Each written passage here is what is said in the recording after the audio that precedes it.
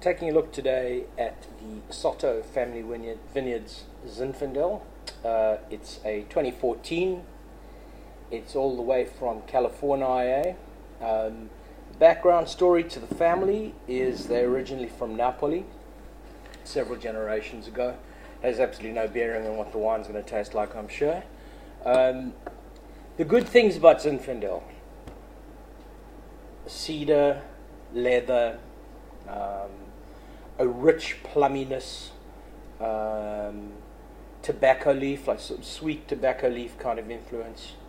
The negatives: sometimes way too ripe, over extracted, short living. In other words, the cellaring there's just no real future because the acids aren't good enough.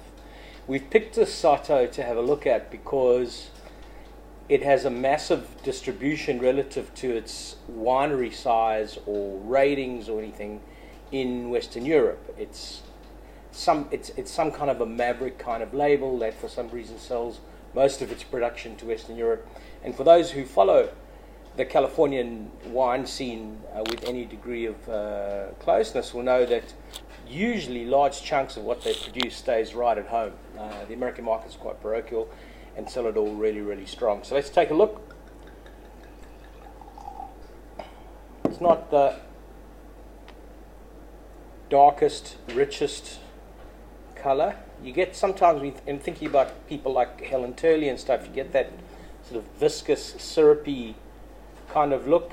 The legs of the wine itself as well are not showing huge clumps or evidence of thickness, which for me is probably going to be a positive thing. I generally avoid that syrupy kind of context of the Zinfandels. I'm looking for something that's got more of a point of view. I think in my New World Southern Hemisphere experience, probably things like the Cape Mentel Zin or wines that I would benchmark as a Southern Hemisphere expression of Zin that I particularly like.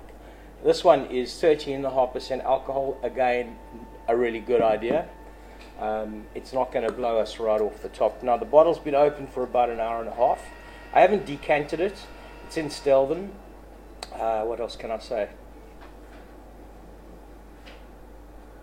It has a kind of, in Australians will know cherry ripe. I don't even know if they sell that anywhere else in the world except Australia, but it certainly is a thing that jumps out on the front end of the nose. There's something kind of quite sort of calm about it. There's nothing that's jumping up and down screaming, pay attention, which is a positive for me. But when you work the glass a little bit, you're starting to pick up that sweet, soft tobacco influence, which is endemic to classic varietal, particularly out of California.